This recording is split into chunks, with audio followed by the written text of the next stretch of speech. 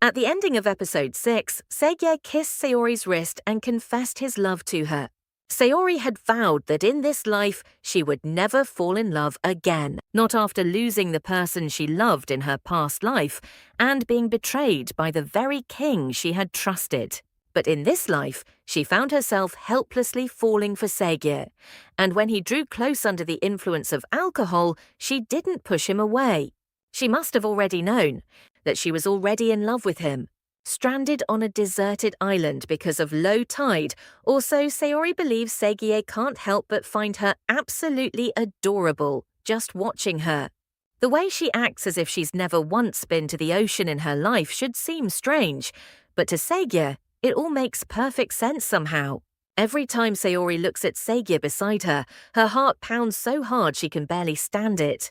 And yet this man, for some reason, does nothing but smile that goofy smile every time he looks at her. Now, Segye has gone so far as to make an indirect marriage proposal suggesting they settle down together and live a quiet, happy life. Terrified that Seori might change her mind after not even remembering what happened the night before, Segye makes absolutely sure to nail it down. There's no taking it back, he insists. Meanwhile, Mundo is up to his tricks again. The drunk driving incident that put Segye in a terrible spot, that was Mundo's doing too. And the person he's now warning that he'll bring down at the very peak of her rise, that person is Shin Seori. In the middle of all this, Mundo and Mo Taehui have a secret meeting. Now, let's review the episode 7 preview based on everything we've seen foreshadowed so far and what we know about each character. Seori was furious at Segye. She was already terrified from getting lost in the forest, and then Segye shows up only to snap at her out of nowhere. She had every right to feel wronged. And how long ago was it that they said they'd act like strangers? Not long at all, and yet here they are, hiking Halasan and going to the ocean together. Then, following the wrist kiss, their first real kiss finally happens. Segye makes up his mind in this life. The Seori he's found again is someone he will never let anyone take from him. Meanwhile, Choi Mundo is beside himself with glee, thinking Segye and Seori have walked right into the trap he set. But strangely enough, watching Seori grow closer and closer to Segye leaves a gnawing unease in one corner of his chest. She's a woman with nothing to her name, and yet his eyes keep drifting to her. Mundo lets out a self-mocking laugh. Now he's gone and developed a fixation on Cha Segye's woman of all things. He knows this hollow feeling inside him won't go away until he's taken everything that belongs to Cha Segye. So Mundo leaks to the press that on the night Seori was drunk, Segye had been drinking when he drove them to Halasan and the ocean. Segye was already unpopular with the public, and now he's about to get slapped with the label of reckless drunk driver to boot. And by exposing the connection between Shin Seori, the public's rising favourite, and Cha Segye, Mundo plans to spin it into a dirty scandal about an obscure actress being bankrolled by a chaebol. But there's one thing Mundo overlooked. The truth is, Segye hadn't drunk a single drop. When he refused to drink at the table, and Seori teased him for being such a buzzkill, the glass he finally downed wasn't alcohol at all. It was water. Mundo had only been told that he drank a glass, never once imagining it was water, not alcohol. In the end, he's about to fall straight into his own trap. The one person who knows he didn't drink, Cha Segye himself. But knowing all too well that the public cares about juicy gossip, not the truth, he never reveals who was sitting beside him that night, and he doesn't bother correcting the drunk driving story either. If he drags the whole thing out, the sparks would inevitably fly onto Shin Seori, who has only just stepped in front of the public eye. And so Segye takes every last bit of the blame and every arrow aimed his way all on his own. Meanwhile, Mo Taehui meets with Choi Mundo. The two of them are crystal clear about what they each want. Mundo wants his uncle's company and Taehui wants Cha Segye. The plan is simple. Once Mundo swallows up the company and drives Segye to the very edge of a cliff, Taehui will swoop in and scoop him up. In her past life, she had coveted him but never had him, and that's exactly why, in this life, Mo Taehui refuses to give up.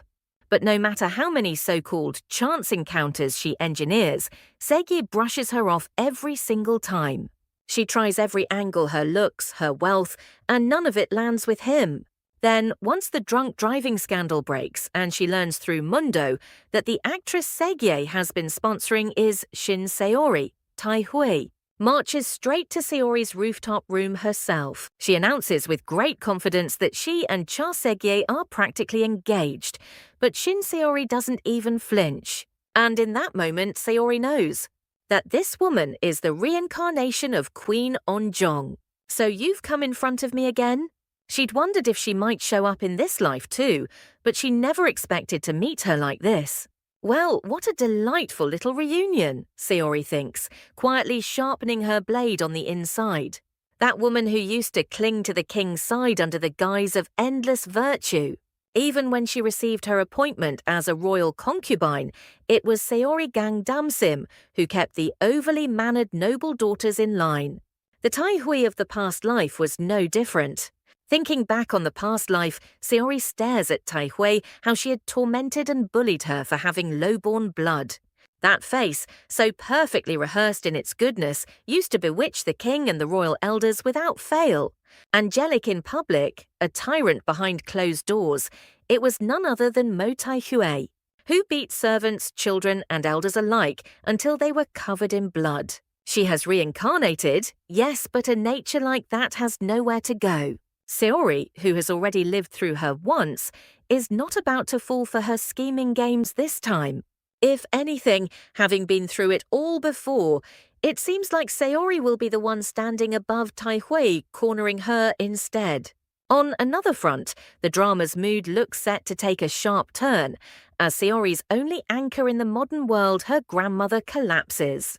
She may be the bold and fearless villainess of Joseon, but having spent so much time inhabiting Seori's body, Gangdamsim has fully synchronized with Seori's memories, emotions, and deep love for her grandmother. When the girl who always had something to say crumbles in tears, the only one by her side will be Cha Segye. The man once called a capitalist monster flustered and helpless, not quite knowing how to comfort a woman who's grieving. I can already picture it. Seori comes home to her rooftop room with her heart in pieces over her grandmother. And in that space that was always dark and lonely, something utterly unimaginable unfolds. Cha Segye's rooftop lights event. Could it be that Segye had been holding on to Seori's words all this time, things like nights in the Joseon era were terrifying, or the lights of modern life are so beautiful? I'm expecting a Segye surprise the courtyard and rooftop railing wrapped in lights twinkling like the Milky Way. And right in the middle of all this, Segye's aunt Chajuran shows up at Seori's door with an envelope of cash. She accuses Seori of latching on to her nephew just to drain his wallet, treating her like a gold digger. In truth, it's not out of any care for her nephew. She's there to sniff out something she can use against them. The moment this nobody actress got tangled up with Cha Segye, the representative at the heart of the group, the aunt started seeing Seori as Segye's weak spot. And now they want to shake his firm standing within the group by getting something on him. Even if it means ransacking Seori's place, they're hunting for a cash envelope from Segye, a designer gift, anything they can use as evidence of a personal relationship. But Shin Seori is not someone who's going to just sit there and take it. I'm already looking forward to seeing what kind of lesson she'll be handing out. Historical details are meticulous, and both lead actors' emotional arcs and performances are flawless across the board. I really do hope it just keeps getting better and better. Let's enjoy every episode that's left together. Thank you so much for being here with me today. It would make me endlessly happy if you'd subscribe and hit that like button. See you next time.